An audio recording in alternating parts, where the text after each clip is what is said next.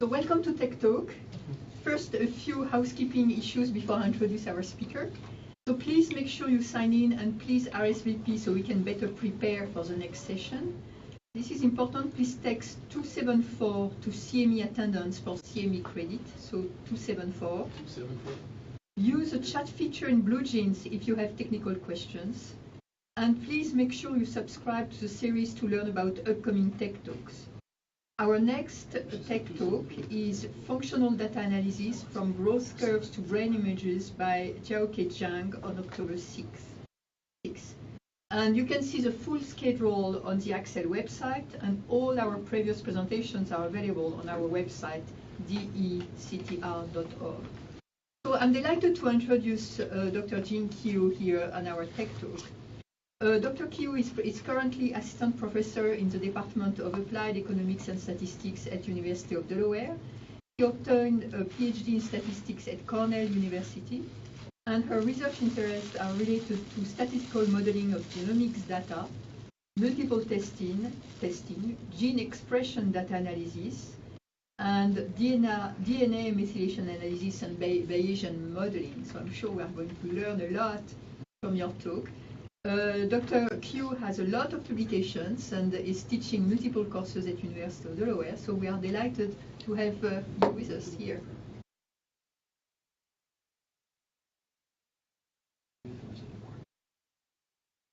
Thank you for the invitation to come to give a talk here. It's really a pleasure to be here. And the title of my talk today is what if we ignore the random effects when we analyze RNA-seq data in a multi-factor experiments? And this project is actually motivated by a consulting project I was involved when I was in University of Missouri. Actually, I was at University of Missouri for 10 years before I relocated to Delaware last year. And so this is a joint work with my colleagues at the Department of Statistics and Department of Computer Science at the University of Missouri. And this, in older days, microarray experiments was the main tool to study gene functions, but this has been replaced recently by the next generation sequencing technology because it has many advantages. Okay. Now, in the early stage, due to the high cost, the RNA-seq data was mostly produced for two-group comparison because they only have small sample sizes. Okay. And but recently, the cost has decreased. The more and more RNA-seq data are being produced in the setting of complex experiment design with multiple experimental factors. Okay. However, in literature, we noticed that the common practice for analyzing RNA-seq data arising from such complicated design still use the two-sample comparison techniques and ignore the design structure of the data. And so the goal of this project is to examine the consequences of such practice.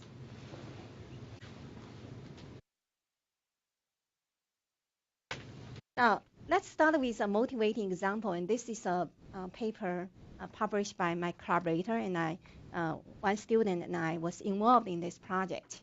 And actually, I analyzed this data using the most popular package available for RNA-seq data, the HR package. And but we found that if we take care of the design, when I look at the data more carefully, I think it should be analyzed using the generalized linear mixed model. And I compare these two different approaches, and it turns out the GLMM approach produce more powerful results. And it doesn't happen to this data. It happens to another data set. Also, one of my colleagues observed the same phenomenon. And so that's why we decided to work together and study whether when your data arises from a complicated design, what you should do, what would happen if you ignore the design. So this data actually has a split plot design. My collaborator is a plant scientist. Okay, so they study the immunity response of the soybean plant to invading pathogens. Okay, and so there are 24 RNA-seq libraries of 4 soybean genotypes. And for each genotype, there are 5 plants, and the 5 plants will grow in each of the 4 pots, respectively. And after 3 weeks, leaves were harvested and cut in small slices. Then half of the slices were treated by control, that means no pathogen, and then the other half were treated by treatment, that is pathogen. And then they extract the RNA samples and sequence them for each combination of genotype and the treatment condition. Okay. And this experiment was repeated 3 times to get 3 biological replicates. And this picture summarizes the design. So totally, there are 4 genotypes with 3 biological replicates and 2 treatments. So totally, there are 24 libraries. And you can see that the treatment is actually nested within the genotype. Okay, so there are interesting structure. This is a standard split plot design with random block. Okay, and for this study, and we will discuss this in more detail later. And the research question of the biologist is they want to find which genes are differentially expressed between the treatment and control under each genotype, for each genotype. And another question they want to find is which genes are differentially expressed between the genotype under the same condition. Okay.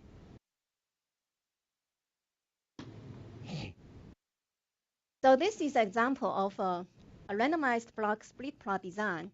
The whole plot is the pot, because the plants will grow in the same pot, and half of the plants were treated with control, and half of them were treated with the pathogen. So the whole plot factor is the genotype, and the split plot is the subsample of the soybean seedlings within each pot, and the split plot factor is the treatment. Okay. And then the whole plot is nested within the blocks. That's the biological replicates. So how should such data be analyzed? Okay. Now, in 2014, Stroop published a paper in this is in Agronomy Journal, and talk about the analysis of non-normal data in plant and soil science. And they gave an example of split plot experiment when you have count data, and it's recommended such data should be analyzed by generalized linear mixed model. Okay. So since you have count data and you have a split plot design, okay. So since our motivating example is the RNA-seq data is count data, and the design is split plot design with a block. And obviously, this should be handled by generalized linear mixed model. Okay. So what is generalized linear mixed model, and what does such model do? Well, it actually extends the linear model to accommodate data that may not be normal, such as count data, and the data has correlation structure and have heterogeneous variance. We know that a ANOVA model or linear regression model often have the assumptions of normal distribution and independence assumption, and also homogeneous variance assumption. Yes? I'm not sure I understand why the RNA sequence is count data. Oh, RNA-seq data is count data because the sequence, the technology of sequence the genome, you actually count how many short reads. You end up producing many short reads, and the short reads are mapped to the reference genome. So you just count how many short reads was mapped to a particular gene. So then the gene expression is It's measured in terms of how many short reads was mapped to the gene. That's why it's a count data. Yeah.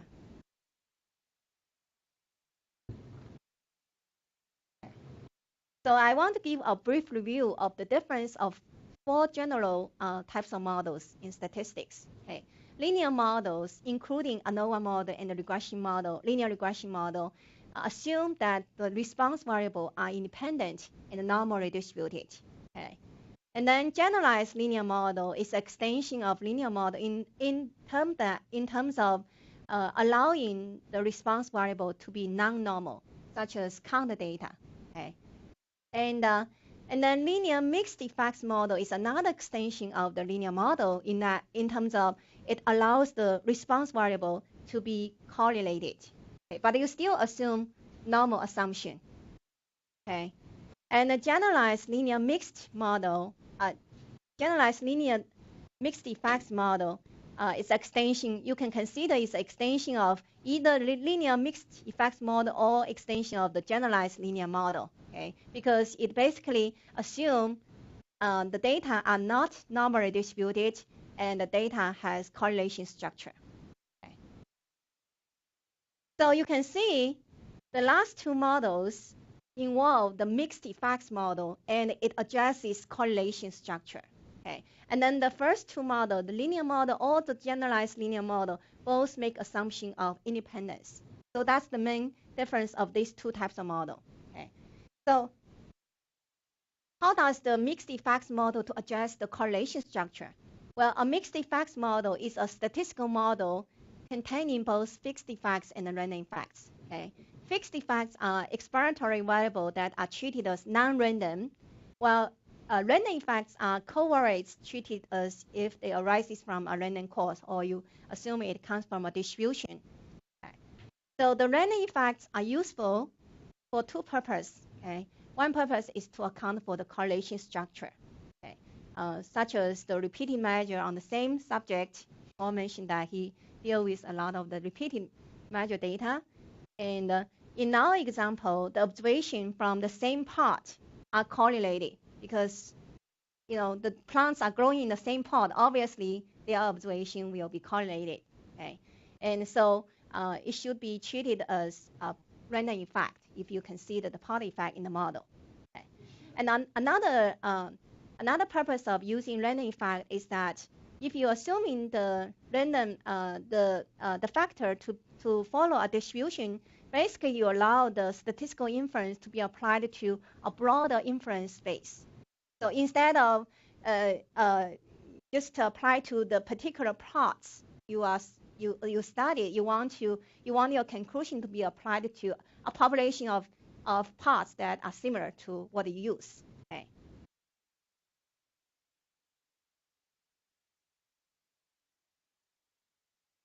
Okay.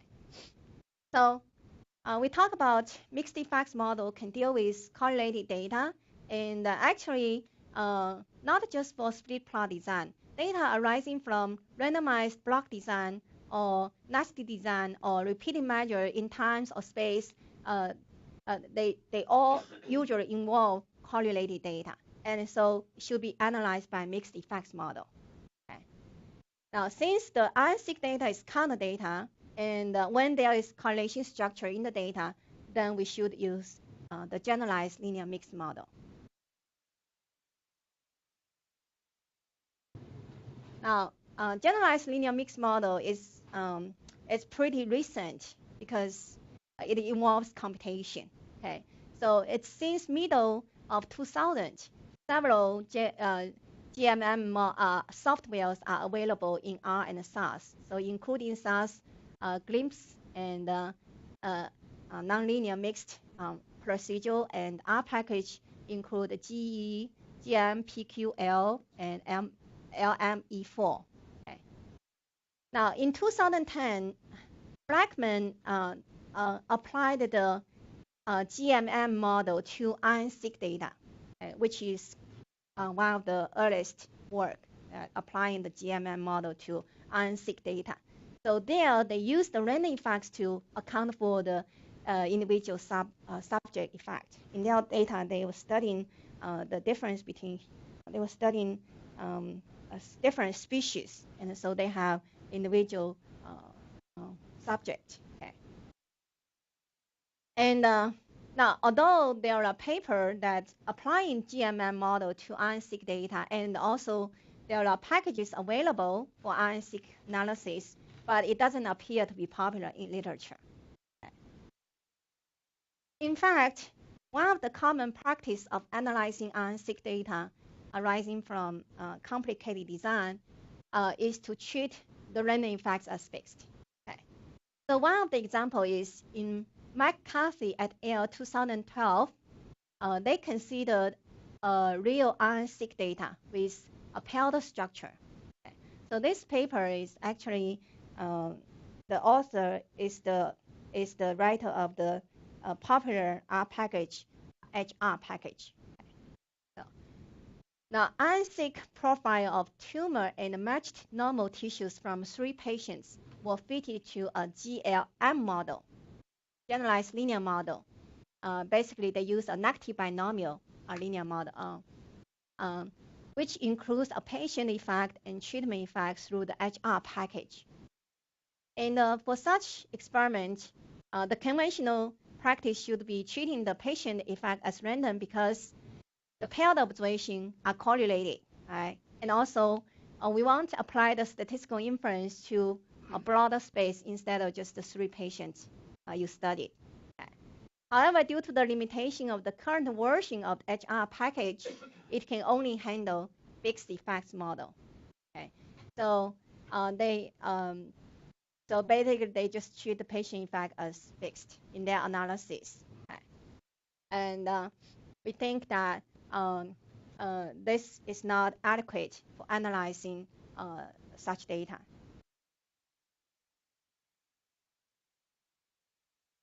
Another practice in literature for handling RNA-seq data in complicated design is to focus on pairwise comparison using only partial data. Okay.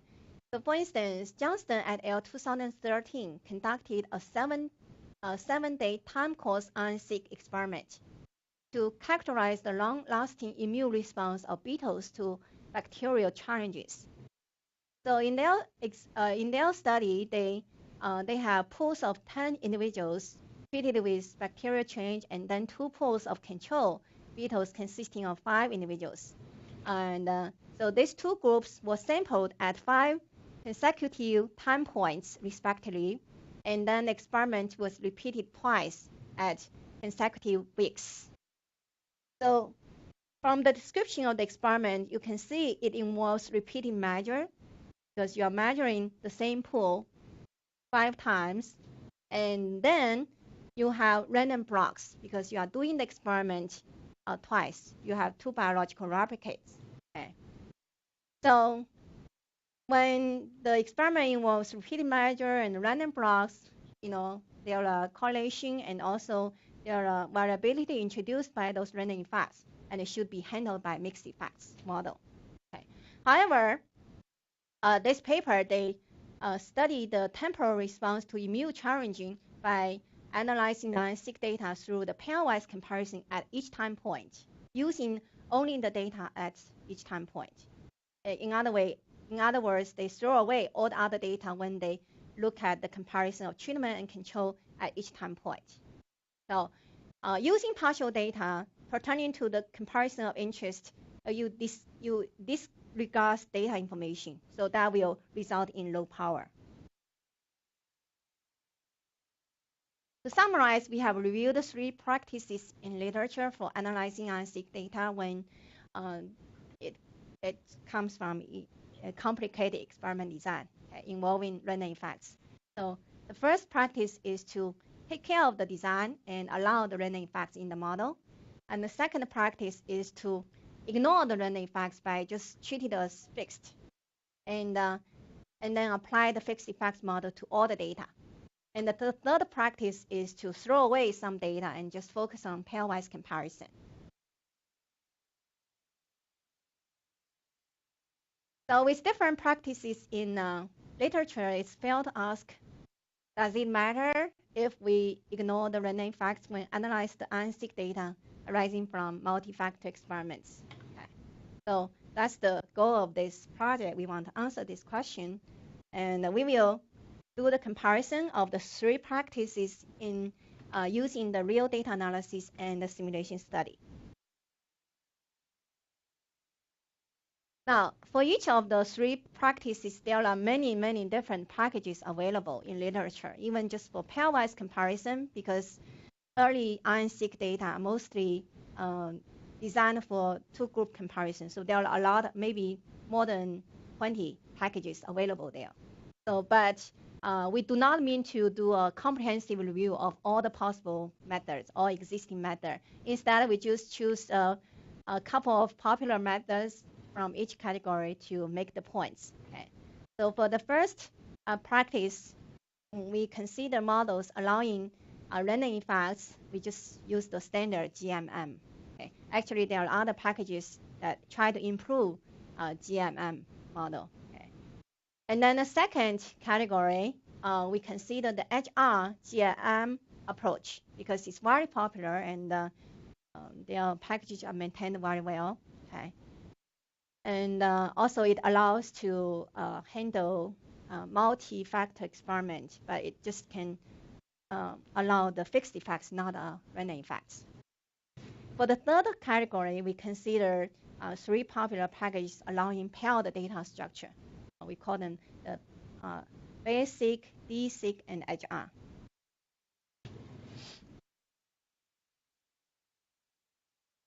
So now we apply the three different approaches to the motivating example. Okay, so we consider the 24 RNA-seq libraries arising from the split plot design with 4 genotypes. Okay, and we try to understand the immunity response of the plant to the invading pathogens. Okay, so basically, we want to control comparing the treatment and control for each genotype. Here are some notations. Okay, let Yijk to be the raw read count of gene G for genotype I, treatment J, and replicate K. So remember, we have 4 genotypes, 2 treatments, and 3 biological replicates. So the index I is the index for the genotype, and then J is the index for the treatment, K is the index for the biological replicates. And we have multiple genes. The total number of genes is 31,616. Now, although the biological question is to find the differential expression of soybean plants under the treatment and control for each of the 4 genotypes, we just focus on 1 genotype without loss of generality. So basically, we are interested in finding differential expression between treatment and control for the first genotype.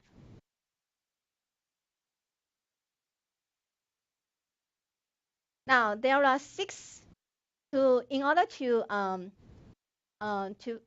construct a GLMM model, we need to identify the main source of variation. Okay, for the final read counts of the soybean RNA-seq data. Okay. So first of all, the genotype is one of the factors, treatment, biological replicate, and also we have pod effect. And each plant was planted in a plot, but when you do the RNA, so someone asked me a question. And then you are doing subsampling of the soybean seedling to assign it to a particular treatment. Okay, so that's another factor we want to incorporate in our model. And then when you do sequencing, there is sequencing run. Okay, so we want to take all these source of variation into account in our model. So this is the model we feed to the data. We feed a Poisson mixed effects model to each gene. Okay. So for each gene, we assume the count follows Poisson distribution. And the L is a scaling factor for each library. That's related to the RNA-seq technology. Because when you do for each RNA sample, you run the sequencing, okay, and you basically get one library for each sample, and but when you do the sequencing, you can adjust the sequencing depth. Basically, that's like a resolution, okay. If you adjust the resolution higher, then the total number of count will be larger, okay. So when you run the sequencing at different times, you end up have different resolution, and we measure that using the library size. The library size basically is the total count, the total number of count for each sample. Okay, so if you want to do the comparison of the raw count, it may not be comparable because of this technology. So it's like you have to scale the count so that all different samples will be comparable. Okay. So this L is a scaling factor for each library such that the expression level of non-differential expression are comparable after scaling. So if the gene are non-differential expressed, we want to make sure then the count should be comparable. Okay, so that's like a normalization factor, okay, to remove systematic bias introduced by the technology. And then this part is the expected expression level, okay, or average expression level after the scaling. Okay. So we want to model this part using the log linear model. Okay.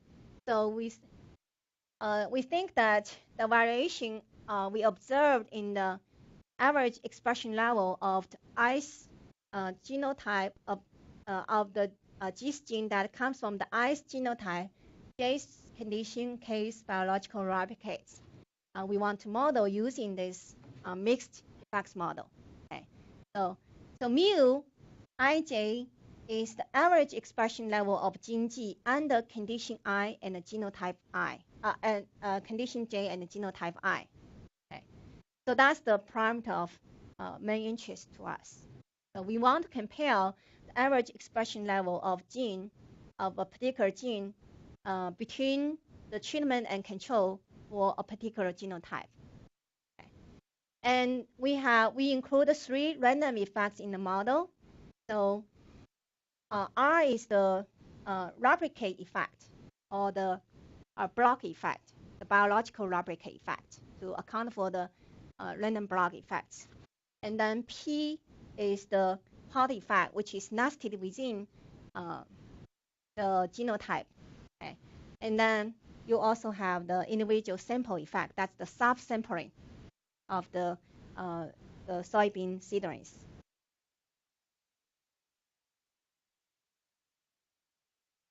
And we are interested in comparing the expression level between treatment and control for genotype LD for each gene. So then the corresponding hypothesis will be, the null hypothesis is to compare the average expression level of gene G under treatment and control for genotype 1. And alternative will be opposite of the null hypothesis. Okay. So we will do hypothesis testing for each gene. So you actually end up with multiple testing because you have 30,000 genes. So you are going to do 30,000 hypothesis testing. So that will lead to 30,000 different p-values. And the hypothesis testing, we use the likelihood ratio test. Okay? Basically, you run the full model, you apply the full model to the data, and then apply the reduced model. Reduced model basically assume there's no treatment effects.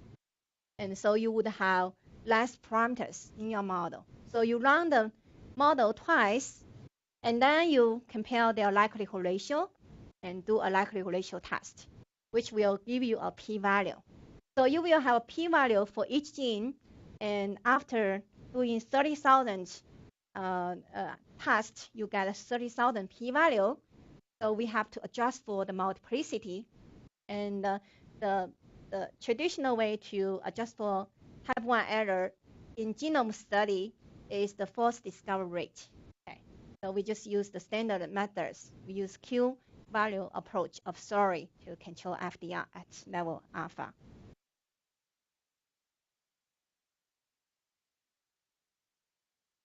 Now, so that's the appropriate way to analyze the data. Now, if we apply the common practice in literature by treating the random effects as fixed, then we end up with the GLMM model with shrinkage dispersion parameter estimates. Okay. So we use the HR GLMM package, which use the shrinkage estimation to evaluate the dispersion parameter, and they fit a negative binomial log linear model. Okay. So the assumption is that we model the count, the RNA-seq count data by a negative binomial distribution. Again, you have a scaling factor to do normalization, and then you model the average gene expression for a combination of genotype and treatment that replicates using this log linear model.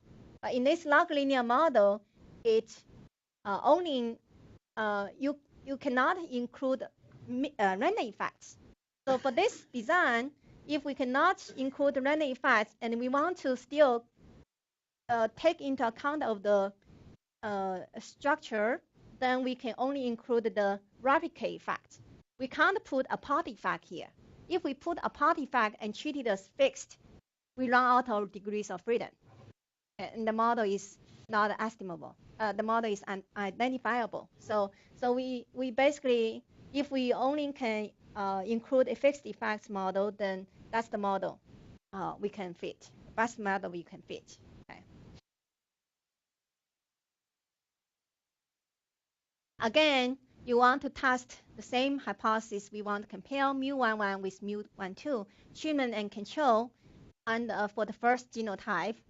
And for the HR-GLMM model, you basically, again, you fit the negative binomial log linear model to the data with the alternative, and then you fit the model again, assuming the null hypothesis is true. So with one fewer parameters, then you would have likelihood ratio, and then you'd get a likelihood ratio test, got a p-value, and again we adjust multiple testing using FDR.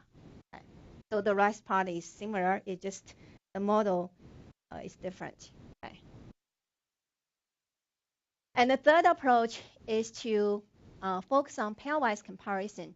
Since we are only interested in comparing the treatment and control for a particular genotype, so a naive way to deal with the data is to just use the 6 libraries that are related to the first genotype and conduct a paired group comparison. Okay, and since the treatment and control, the plants under the treatment and control are paired due to the replicate effect and the part effect. So they are correlated, and we need to take that into account. So we choose the 3 popular packages that can handle paired data analysis. So it's called a paired basic and paired DE-CTR and paired HR. So these are the 3 most popular packages available. Now, those packages actually have the same use the same model as the HR-GLMM model. Okay, so it's still assume Y follows negative binomial. It just now you only have a replicate effect, which is considered to be fixed. Okay, and so that's the model used by paired DE-CTR and paired HR. Okay, and these 2 packages are different only in their way to estimate this dispersion parameter. Okay, so these packages are available, are popular. The main reason is because they claim they are using shrinkage methods to estimate the dispersion parameter, and which improve the standard GLMM model. Okay. Again, since it's a negative binomial log linear model, so you do same hypothesis testing, and then you get p-value and adjust for the FDR. Now the third paired package called a paired basic has different model structure. Okay, it basically treats each pair of observation as a unit. So they consider the conditional distribution of one of the count given the summation of the paired count, and model it as a beta binomial distribution. So this way, it takes care of the correlation structure because you take the conditional distribution. And also use the beta binomial distribution so that the overdispersion caused by the variability due to the block effect will be taken care of. Okay. And then they use the empirical-based framework to evaluate the posterior probability for each gene to be differentially expressed. So this package does not produce a p-value. It basically just produces a ranking of the gene and give you a FDR estimate. It doesn't have a photo change estimate. So we are going to exclude this method from our comparison when we use the photo change criteria together with the FDR. So to summarize, we are going to compare the three different approaches: the Poisson GLMM model, the HR GLMM model, and the three paired packages. And we are going to compare them through the real data analysis and the simulation studies. Okay. So these are some pre-processing of the data. First of all, we do some filtering because some genes do not have zero expression across all the conditions. So there's no point to study those genes. So we filter out genes that have low counts across all the conditions. So we only keep genes that have at least one count per million for at least 3 libraries. Okay. And that will reduce the dimension of the data and help with the power. Okay. And also we do normalization so that all the libraries are comparable if they are non-differentially expressed. Okay. So after filtering and normalization, and we use different packages to analyze the data. Okay. And the criteria of the selection of genes, we use 2 criteria: statistical significance and biological significance. And the statistical significance is the false discovery rate. It's controlled at level 0.05. And also, we consider a gene to be a differential expression to be biologically significant if the photo change is greater than 2. So since the paired basic package does not provide a photo change estimate, so it will be excluded from this comparison.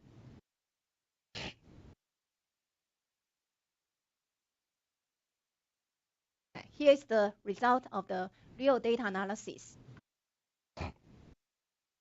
And you can see the DE-CTR and the HR-GLMM produce the smallest number of differentially expressed genes. Actually, this gene and this gene list are completely covered by both paired HR and GLMM. And GLMM model detect the largest number of differentially expressed genes. Now, so the HR-GLM approach and the paired DE-CTR approach are both very conservative, which is expected because this approach is known to be conservative since their way of estimation the this parameter is very conservative. And then the HR-GLM approach, that's the approach 2, is conservative because the model is inadequate. Right? Remember, there's Pauli effect, but we couldn't include the Pauli effect as fixed effect in the model. Okay. And the paired HR utilize only partial data, so it's less powerful than detects fewer number of genes compared to the GLMM model. Okay. And also, since the paired HR use the fixed effects model, it cannot take account of the correlation structure of the data. Now, although the GLMM model detects more differential expressed genes for the real data, but there are still some genes detected by the paired HR and not detected by the GLMM. So we want to compare. So if you go to look at the Venn diagram, so there are 68 genes detected by the paired HR and not detected by GLMM. And then there are 284 detected by GLMM, not detected by the paired HR. So we want to compare these two gene lists with the middle. This is their common, the genes that are detected by both methods. So if these genes have similar function or pathway with the genes that are detected by most methods, then we have more trust in these genes. So that's the motivation for this comparison. So we want to compare the extra genes detected by the paired HR only with that by the GLMM only to see which one is more reliable. And we do two bioinformatics analysis. One is to do the function prediction. Another one is to do the pathway prediction. Okay. And we only compared the results of GLMM and paired HR because the other two methods are completely covered by these two. So predicted function by multi-con PDCN. And basically, this tool will predict the functions for the differential expressed gene we identified, and then we calculate the p-value for each predicted function using Fisher's exact test. And we choose the top 10 predicted function, and we compare the top 10 predicted function for each list. Okay. So there are three columns here, three columns, and each column corresponding to the top 10 predicted functions for the list of differential expressed gene by both methods, by GLMM only, by paired HR only. Okay. Remember, there are 68 genes here, and then about 200 genes here, and then about 1,000 genes here. Okay. So the top 10 predictive functions are all highly significant in the list of genes identified by both methods. And we notice that at least 3 of these functions are clearly related to the pathogen, the immune response of plants to pathogen invasion. Okay, so response to the chitin is one of the treatment. Okay, and then defense response, plant type hypersensitive response. Remember, the treatment is the pathogen invasion. So we want to see how the plants respond to the pathogen invasion. Okay. And then among the 10 predict function by both methods, 9 of them are also detected by GLMM only. Okay, so that means this gene list is more consistent with the overlapping. And only 5 of these functions are identified by paired HR only. Okay, and in this top 10 predictive function by GLMM only, 2 of them are clearly related to the immune response of the plants to pathogen invasion. So this is defense response and plant type hypersensitive response. But these 2 functions do not show up here. Okay, so that's an indication. That's an indication that the GLMM only is more reliable than the paired HR only. And we also compare the predicted pathway by each of the three lists, and then sort them by p-values. So the three big columns corresponding to the three gene lists. And this gene list is the list of genes identified by both methods, and this is the list of genes that are identified by GLMM only. Okay, and the first five, the top five pathways are significant at 0.05, and the most significant pathway identified by the overlap gene is a plant pathogen interaction pathway. Okay, and this pathway is also identified by GLMM only, but does not show up here. Okay, so that's another indication the GLMM model gives more the extra genes detected by GLMM model is more consistent with the results by the overlaps. Okay, so also a significant amount of genes uniquely identified by GLMM are involved in the plant pathogen interaction pathway. So we think the results are more valuable. Okay, but since this is a real data analysis, we can not be sure about which one is false positive, which one is false negative.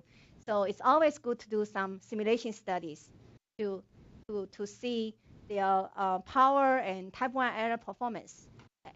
So we simulate data with the same design as the motivating example, and we consider different models, but the different model is different in terms of how the distribution of Y, but for the mean structure, we have the same structure. We assume the mean of the response variable follow this log linear mixed effects model.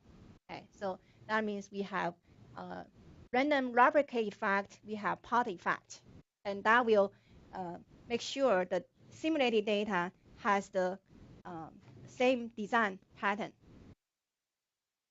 And we consider three different distributions for Y. The first distribution, assuming Y follows a log normal Poisson distribution, conditioning on lambda, and the second one is a negative binomial distribution, and the third one is a non-parametric distribution.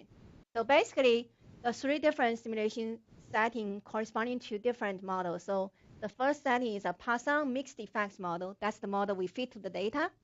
Okay, and second model is negative binomial mixed effects model. Okay, slightly different. And the third model is the semi-parametric mixed effects model. And we assume the mean structure is a log linear mixed effects model, but we do not make any assumption for Y, conditioning on the mean. Okay. So for each simulation setting, we simulate data with either 4 genotype or 2 genotype to imitate small experiment and larger experiment. When you have 4 genotype, you have 24 observations, and that's pretty big experiment. And if you only have 2 genotypes, you have 12 libraries for each gene. So that's a relatively smaller experiment. Okay. So total, there are 6 different simulation scenarios. Okay. And we use the parameter for the simulation model are based on the real data, so that we want our simulated data to be as close to the real data as possible. And we evaluate different approach according to 2 criteria. The first criteria is basically like our C-curve. We compare their ability to rank the true differential expressed gene on the top of the final list of significant gene. And the second criteria is if you control the FDR at nominal level, what's the actual FDR? Is that controlled? And what's the power? Okay. So then for each simulation setting, we apply different approach to the simulated data to identify differential expression between treatment and control for only one genotype. And then once we get the detected differential expressed gene, we can compare with the truth because this is simulated data, and then we can know which gene, whether a gene is a positive, false positive or not. Okay, so we can calculate FDR and power. Okay, we run the simulation for 100 times, and then we take average. So the first criteria is to compare the ability of ranking the true differential expressed gene on the top, okay, through a false discovery plot. Okay, the false discovery plot plotted the number of false discoveries on the top selected genes versus the number of selected genes. Okay, so smaller, lower plot is better. Okay, here is the plot. Okay, so since there are 6 different simulation settings, the left panel is corresponding to when you have 2 genotypes, and the right panel corresponding to 4 genotypes. Those are bigger experiments. These are smaller experiments. And the 3 different rows corresponding to 3 different simulation models. First one is Poisson mixed effects model, negative binomial mixed effects model, and this is non-parametric, semi-parametric mixed effects model. And the y-axis is the number of false positives, and the x-axis is number of discovery. So if you look at the first 500 genes, how many false positives? If you look at first 1,000 genes, how many false positive? So the lower is better because you want to have smaller number of false positives on the top of your list. Okay. So the solid line is the GLMM model, and those dotted line corresponding to different like the paired methods and HRGLM. Okay, but it's very clear GMM almost always has the smallest number of false positives if you select the same number of genes. Okay, and only case that GMM has similar performance with other methods is when the model is Poisson mixed effects model and you only have 2 genotypes. And so that means when the difference between GMM and the other approaches is bigger on the right panels because you are throwing more data if you focus on just a partial data. Okay, and also you notice that the last 2 panels, last 2 rows, the GMM has bigger difference than the first row. Okay, why? The box plots of the median coefficient of covariance of all genes across the 100 simulation for the 3 different simulation settings. So basically, this represents the noise level of the 3 different simulation settings. So the second and the third simulation setting is much more noisy than the first setting. So the Poisson mixed effects model is the setting when the noise level is the lowest, and that's why the GMM model doesn't seem to different so much from other approach. But when the noise level is higher, and we see the GMM model has more advantages because the data is noisier, and then when you have random effects, you really need to take that into account. Okay. So the message learned from this plot is that if we ignore the random effects by treating them as fixed or by focusing on pairwise comparison using partial data, it will lead to increased false positive among the top selected genes.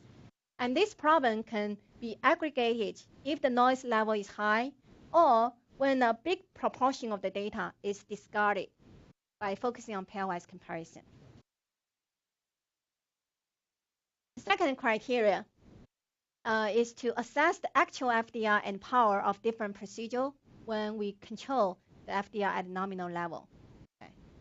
So we will declare a gene to be differentially expressed if the Q value is smaller than the nominal level and when the fold change is greater than 2. and we consider two different nominal levels.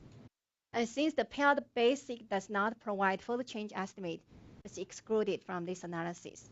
So the next two plots shows the box plots of the empirical false discovery and the empirical true positive rates of different procedures.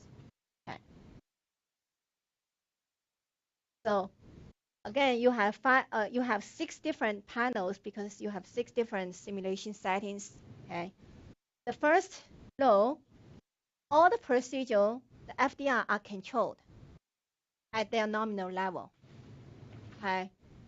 So this is the GLMM and HR, GLM, held HR, and held DE-CTR. They're all controlled. So that's when the data noise level is low and the data is generated from Poisson mixed effects model. But for the last 2 panels, actually only in the held DE-CTR FDR is still controlled. All the other procedures are out of control, including GLMM model. And the reason is because now the model is misspecified, and then your p-value is not right. Right? When we apply the GLMM model, we are applying the Poisson mixed effects model, but your data is actually generated from negative binomial mixed effects model. So the p-value will not be right, and then FDR is not controlled. Okay. And this is the power curve. Okay. And the GLMM model is almost always the largest, has the largest power in any simulation setting. But in the first simulation setting, the paired HR has similar power than the GLMM. But otherwise, GLMM is the best in terms of power. But we have to interpret these 2 panels, these 2 rows carefully because this is the case when the FDR are not controlled.